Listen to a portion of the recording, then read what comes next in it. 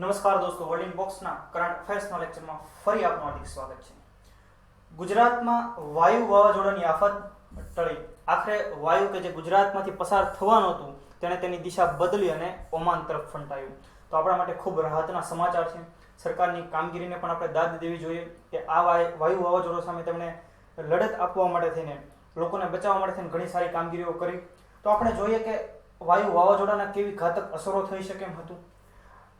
અલગ અલગ બંદરો પર અલગ અલગ સિગ્નલો આપવામાં આવ્યા, તેનો શું અર્થ થાય છે, અલગ અલગ વાવાઝોડાને કઈ કઈ કેટેગરીમાં મૂકી શકાય છે તથા કઈ કેટેગરીમાં કેટલી ઝડપ એ ચક્રવાતની રહેતી હોય છે. તો દરેક બાબતોની ચર્ચા કરશું. આ સિવાય ભારતની અંદર ડિઝાસ્ટર ક્ષેત્રે કામ કરતી સંસ્થાઓ એનડીઆરએફ અને ગુજરાતની અંદર એટલે કે સ્ટેટની અંદર ડિઝાસ્ટર ક્ષેત્રે કામ કરતી સંસ્થા એસડીઆરએફ વિશે પણ આ લેક્ચરમાં આપણે ચર્ચા કરવાના છીએ. તો શરૂઆત કરીએ.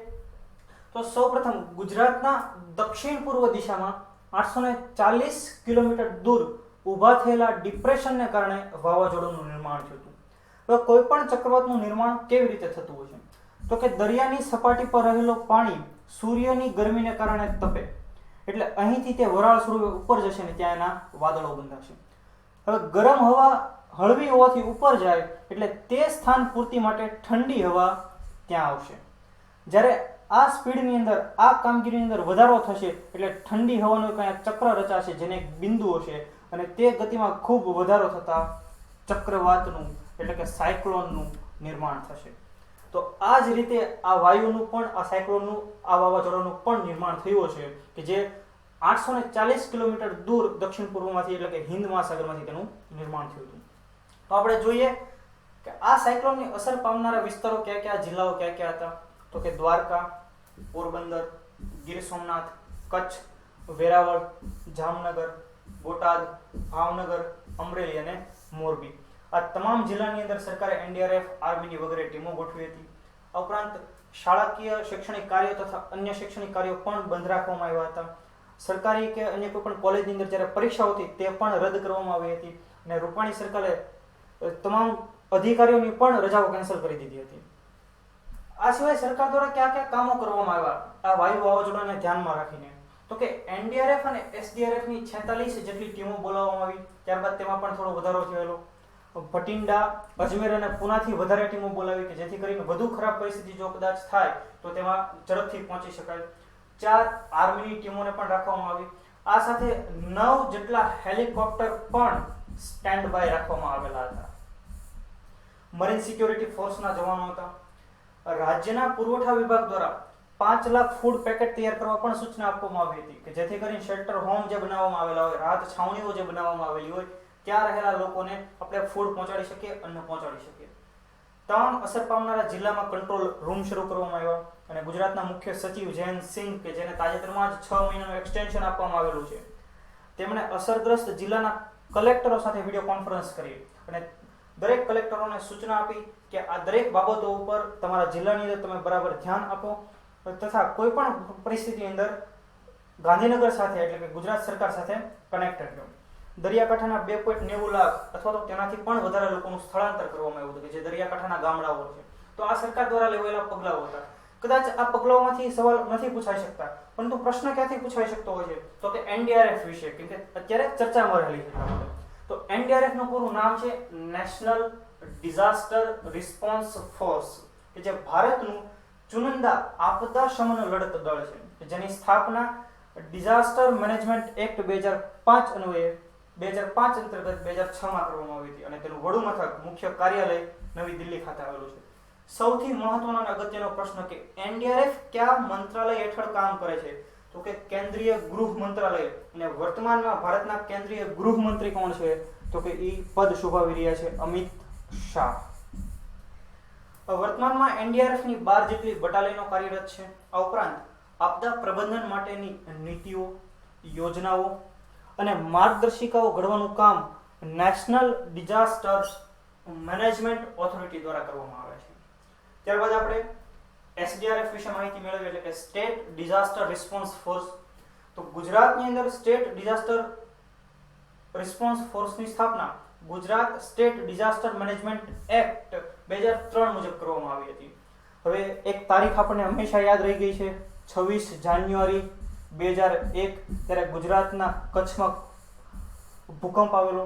આ ભૂકંપને ધ્યાનમાં રાખીને ભારતની અંદર ગુજરાત એવું પહેલું રાજ્ય બન્યું કે જેને આપદા વ્યવસ્થા માટે થઈને કોઈ સંસ્થાની સ્થાપના કરી હોય, એટલે Gujarat state disaster management authority. અને ત્યારબાદ ગુજરાતની અંદર ગુજરાત સ્ટેટ ડિઝાસ્ટર રિસ્પોન્સ ફોર્સની પણ સ્થાપના થઈ હતી. વધુ માહિતી આગળ મેળવીએ તો કે આ વાવાઝોડાના નામકરણ કેવી રીતે કરવામાં આવતા હોય છે. તો કે એટલાન્ટિક ક્ષેત્રમાં હરિકેનને નામ આપવાની પરંપરા 1953 થી શરૂ કરવામાં આવી કે જે મિયામીના નેશનલ હરિકેન સેન્ટર દ્વારા શરૂ થઈ હતી. આ ઉપરાંત world meteorological department world meteorological organisation એટલે કે WMO વિશ્વ મોસમ વિભાગે વિશ્વને આખા 9 ભાગોની અંદર વહેંચી દીધી છે. કેવી રીતે? તો કે અલગ અલગ મોસમના હિસાબે કુલ 9 ભાગમાં તેની વહેંચણી કરી.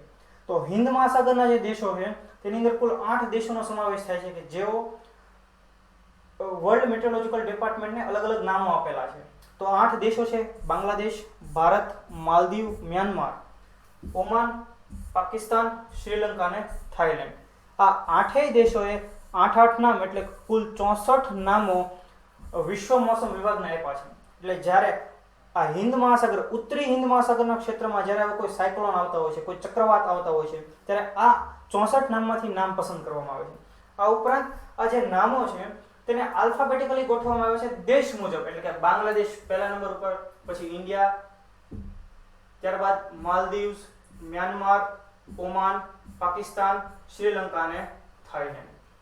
હવે આપણે જોઈએ કે વર્તમાનની અંદર જે વાવાઝોડું આવ્યું, જે સાયક્લોન આવ્યું, તેનું નામ છે વાયુ. તો આ વાયુ નામ ભારતે આપેલું છે. આપણા માટે ખૂબ મહત્વનો પ્રશ્ન કે તાજેતરમાં ગુજરાતની અંદર આવેલું વાવાઝોડું જેનું નામ વાયુ હતું તે નામ કયા દેશે આપેલું છે? તો કે ઇન્ડિયાએ. આ પહેલા એક ફણી અથવા તો ફાની નામનું પણ વાવાઝોડું આવેલું જેને બાંગ્લાદેશે નામ આપ્યું હતું. પેથાય, ગજા, તિતલીના નામ પણ આપણે થોડા સમય પહેલા જ સાંભળેલા છે. હવે આવનારું વાવાઝોડુંનું નામ શું હશે અને તે કયા દેશે આપેલું છે તે પણ આપણે સાથે જોઈ લઈએ. તો હવે જે નેક્સ્ટ વાવાઝોડું આવશે તેનું નામ હશે હિક્કા અને આ નામ માલદીવ દ્વારા આપવામાં આવેલું છે. તો આપ વિડીયો પોઝ કરીને આ દરેક નામ લખી શકો છો. તો સૌથી પહેલું નામ કયું હતું? તો કે ઓનિલ. સૌથી છેલ્લું જ્યારે આવે ત્યારની વાત, તો એ પણ તમે યાદ રાખી શકો. આ ઉપરાંત કયા દેશે કયા નામો આપેલા તે પણ પરીક્ષામાં પૂછાઈ શકે છે. ત્યારબાદ વધુ માહિતીઓ મેળવીએ તો કે આજે કોઈ ચક્રવાત હોય છે એને કોઈક જગ્યાએ સાયક્લોન કહેવામાં આવે છે, કોઈક જગ્યાએ હરિકેન કહેવામાં આવે છે, કોઈક જગ્યાએ ટાઇફૂન કહેવામાં આવે છે. તો શા માટે આવી રીતે નામ અલગ અલગ એના? બાકી છે તો ચક્રવાત જ. તો સાયક્લોન એને શા માટે? તો અને કયા વિસ્તારમાં વાવાઝોડા આવે તેને સાયક્લોન કહેશું? તો કે હિન્દ મહાસાગર અહીં આપણે જોઈ શકીએ છીએ. તો આ હિન્દ મહાસાગર ઉત્તરી હિન્દ મહાસાગરની અંદર એટલે કે ભારતના કિનારે કે અન્ય ઓમાન વગેરે દેશોના કિનારે કોઈ પણ આવો ચક્રવાત આવે તો એને આપણે સાયક્લોન કહીશું. આ ઉપરાંત ઓસ્ટ્રેલિયા આપણે અહીં જોઈ શકીએ છીએ. તો ઓસ્ટ્રેલિયાના કિનારે પણ આવો કોઈ ચક્રવાત આવે તો એને પણ આપણે સાયક્લોન કહીશું. હવે થોડાક આપણે જાપાન સાઈડ જઈએ તો જાપાનના કિનારે જે કોઈ આવો ચક્રવાત હશે તેને ટાઇફૂન અને તે જ મુજબ અમેરિકાના કિનારે કોઈ ચક્રવાત હશે તો એને હરિકેન આપણે કહીશું. આવું નામકરણ કરવા પાછળનો ઉદ્દેશ્ય તેને આસાનીથી ઓળખી શકાય તે માટેનો છે. બાકી દરેકની અસરો અલગ અલગ હોઈ શકે છે, તેની ઝડપ પણ અલગ અલગ હોઈ શકે છે, પરંતુ વધુ અનુકૂળતાથી આપણે વિશ્વના કયા ક્ષેત્રની અંદર કયા દેશમાં કેવા પ્રકારનો ચક્રવાત આવ્યો એ આપણે સમજી શકીએ એટલા માટે આવા અલગ અલગ નામ આપેલા છે. ત્યારબાદ વધુ માહિતી મેળવીએ તો આ સાયક્લોન શબ્દનો અર્થ શું થશે, ક્યાંથી આ ઉદ્ભવ્યો છે, કોણે એની શરૂઆત કરી હતી? તો કે સાયક્લોન એ સાપના ગૂંચળાના અર્થમાં વપરાતો ગ્રીક શબ્દ છે. સાયક્લોસ તેના પરથી ઉતરી આવ્યો છે અને કેટલાકના મતે સાયક્લોનનો અર્થ સાયકલ સાથે પણ સંબંધ ધરાવે છે. અને આપણે જોઈએ કે સાપનું ગૂંચળું એટલે આવી રીતના હોય એટલા માટે અને ચક્રવાતનું જે અસર હોય તેવી પણ આવી રીતના રહેતી હોય છે. આ ઉપરાંત 19મી સદીના મધ્યભાગમાં હેનરી પિડિંગ્ટને ભારતીય સમુદ્ર પરના ઉષ્ણ પ્રદેશી ચક્રવાતો માટે સૌ પ્રથમ આ શબ્દનો પ્રયોગ કર્યો હતો. તો આપણા માટે મહત્વનો સવાલ અહીં બને કે ભારતીય ક્ષેત્રની અંદર જે ચક્રવાત આવે છે એના માટે સાયક્લોન શબ્દનો સૌ પ્રથમ પ્રયોગ કરનાર વ્યક્તિ કોણ છે? તેનું નામ છે હેનરી પિડિંગ્ટન. ત્યારબાદ વાવાઝોડાને અલગ અલગ કેટેગરીમાં મૂકવામાં આવતા હોય છે. તેની ઝડપના આધારે અલગ અલગ 5 કેટેગરીઓ છે. તો 119 થી 153 કિલોમીટરની ઝડપ કોઈ વાવાઝોડાની હોય તો તેને કેટેગરી 1 માં મૂકવામાં આવે છે. 154 થી 177 કિલોમીટર પ્રતિ કલાકની ઝડપ હોય તો તેને કેટેગરી 2 માં મૂકવામાં આવે છે. શરૂઆતના સમયે વાયુને કેટેગરી 2 માં મૂકવામાં આવ્યું હતું, પરંતુ ત્યારબાદ તેની ઝડપમાં ઘટાડો થયો એટલા માટે એને કેટેગરી 1 માં મૂકવામાં આવ્યું. આ સિવાય 178 થી 208 કિલોમીટર પ્રતિ કલાકની ઝડપે કોઈ ચક્રવાત આવે તો તેને કેટેગરી 3 માં, 209 થી 251 કિલોમીટર પ્રતિ કલાકની ઝડપે ચક્રવાત આવે તો તેને કેટેગરી 4 માં, અને 252 કિલોમીટર પ્રતિ કલાકની વધુ ઝડપથી કોઈ ચક્રવાત આવે તો તેને કેટેગરી 5 માં મૂકવામાં આવે છે, જે ખૂબ ભયાનક પરિસ્થિતિઓ હશે અને તેના પરિણામો પણ ગંભીર રહેતા હોય છે, કેમ કે એની ઝડપ જ 252 કિલોમીટર પ્રતિ કલાકથી વધુની ઝડપ છે. તો આ વાવાઝોડાની અલગ અલગ કેટેગરી. ત્યારબાદ સાયક્લોન અંગે જ્યારે કોઈ એલર્ટ જારી કરવામાં આવે ત્યારે અલગ અલગ સિગ્નલ આપવામાં આવતા હોય છે. તો કે ગ્રીન સિગ્નલ કેવા સંજોગોની અંદર? તો કે કોઈ પણ પ્રકારની મુશ્કેલી નથી, આપ નિશ્ચિંત રહો, કોઈ મુશ્કેલીનું સર્જન થવાનું નથી. પણ યલો સિગ્નલ ત્યારે કે ભાઈ નવી સૂચના ન મળે ત્યાં સુધી રાહ જુઓ, કે ભાઈ પરિસ્થિતિ પહેલા જોવામાં આવશે ને ત્યારબાદ તમને સૂચના આપવામાં આવશે, તે મુજબ તમારે કામ કરવાનું રહેશે. ત્યારબાદ ઓરેન્જ સિગ્નલ એટલે કે તમે તૈયાર રહો, શેલ્ટર હોમમાં એટલે કે જે છાવણીઓ ઊભી કરી છે, રાહત કેમ્પો ઊભા કર્યા છે, ત્યાં જવા માટે આપ તૈયાર રહો, એનો મતલબ ઓરેન્જ સિગ્નલ. અને રેડ સિગ્નલ કે ખૂબ ગંભીર પરિસ્થિતિઓ, ચક્રવાત જ્યારે દસ્તક આપી ગયું હોય ત્યારની વાત કે ભાઈ હવે આપણે શેલ્ટર હોમ એટલે કે છાવણી તરફ પ્રયાણ કરવાનું છે, સુરક્ષિત સ્થળે જવાનું છે, એટલે કે આપેલી સૂચનાનું પાલન કરો, તેને આપણે રેડ સિગ્નલ કહીશું. તો આ સાયક્લોન અંગેના 4 સિગ્નલ ગ્રીન, યલો, ઓરેન્જ અને રેડ. આ ઉપરાંત જે કોઈ બંદરો હોય છે ત્યાં પણ અલગ અલગ સિગ્નલ આપવામાં આવતા હોય છે. આપણે સાંભળ્યું હશે આ વાયુ દરમિયાન કે ભાઈ આ બંદર ઉપર 9 નંબર કે 10 નંબર કે 11 નંબરનું સિગ્નલ આપવામાં આવ્યું, તો તેનો શું અર્થ થશે તેની પણ માહિતી આપણે મેળવીએ. તો 1 નંબરનું સિગ્નલ, તો જો દિવસ હોય તો આ પ્રકારની નિશાની દેખાડવામાં આવશે, અને જો રાત્રિ હોય તો આ જ પ્રકારની નિશાની દેખાડવામાં આવશે. તો 1 નંબરનો સિગ્નલ હોય તેનો અર્થ શું થશે? તો આવું સિગ્નલ દર્શાવવાથી મતલબ એવું કાઢવામાં આવશે કે વાવાઝોડું ઉદ્ભવવાની સંભાવના છે. સિગ્નલ નંબર 2 નંબરનું સિગ્નલ, જેની અંદર ચિહ્નો તમે અહીં જોઈ શકો છો કે વાવાઝોડું ઉદ્ભવી ચૂક્યું છે, બંદર છોડ્યા પછી વહાણોને બળનો સામનો કરવો પડે છે, એટલે કે તેજ હવાઓનો સામનો કરવો પડે છે. સિગ્નલ નંબર 3, અહીં તમે નિશાની જોઈ શકો છો, સપાટી વાળી હવાથી બંદર ભયમાં છે, એટલે કે જે સપાટી પર હવા છે તેનું દબાણ વધી ગયું છે, તેને કારણે બંદર ઉપર થોડો ઘણો ખતરો છે. સિગ્નલ નંબર 4 કે વાવાઝોડાથી બંદર ભયમાં છે, પરંતુ અત્યાર સુધી ભય એવો ગંભીર જણાતો નથી કે જેને માટે સાવચેતીના કોઈ પગલાં લેવાની જરૂર પડે, એટલે કે હજુ પગલાં લેવાની કોઈ જરૂરિયાત નથી, એના માટે સિગ્નલ 4. ત્યારબાદ સિગ્નલ નંબર 5, થોડા અથવા સાધારણ પ્રકારનું વાવાઝોડું બંદરથી દક્ષિણ દિશા તરફના કિનારાઓ ઓળંગવાની સંભાવનાઓ છે, એટલે કે જો તમે ઉત્તર અને દક્ષિણ, તો દક્ષિણ દિશા તરફના કિનારાઓ ઓળંગશે તેવી સંભાવનાઓ છે. ત્યારબાદ સિગ્નલ નંબર 6 કે થોડા અથવા સાધારણ પ્રકારનું વાવાઝોડું કે જે બંદરથી ઉત્તર તરફના, તમે જો ઉત્તર દિશાની અંદર સિગ્નલ દર્શાવ્યું છે, એટલે કે ઉત્તર દિશા તરફના કિનારાઓ ઓળંગવાની સંભાવના છે, એટલે કે આ થોડુંક ડેન્જર ઝોન હવે શરૂ થતો જાય છે. ત્યારબાદ સિગ્નલ નંબર 7 કે પાતળા અથવા સાધારણ પ્રકારનું વાવાઝોડું બંદર નજીક અથવા બંદર ઉપરથી, એટલે કે બંદરની નજીક પણ આવે અથવા તો બંદર ઉપર થઈને પણ પસાર થાય એવી સંભાવના છે, જેથી બંદરને ભારે તોફાની હવાનો સામનો કરવો પડે એમ છે. ત્યારબાદ સિગ્નલ નંબર 8 ભારે જોરવાળું વાવાઝોડું બંદરથી દક્ષિણ તરફ, એટલે અહીંયા જોઈ શકીએ છીએ આપણે દક્ષિણ તરફનો કિનારો ઓળંગવાની સંભાવના છે, જેથી બંદરને બહુ જ તોફાની હવાનો સામનો કરવો પડે એમ છે, એટલે કે આ વધુ ડેન્જર ઝોન બની ગયો છે. ત્યારબાદ સિગ્નલ નંબર 9 ભારે જોરવાળું વાવાઝોડું બંદરથી ઉત્તર તરફનો કિનારો ઓળંગવાની સંભાવના છે, જેથી બંદરને ખૂબ જ વધુ તોફાની હવાનો અનુભવ થશે.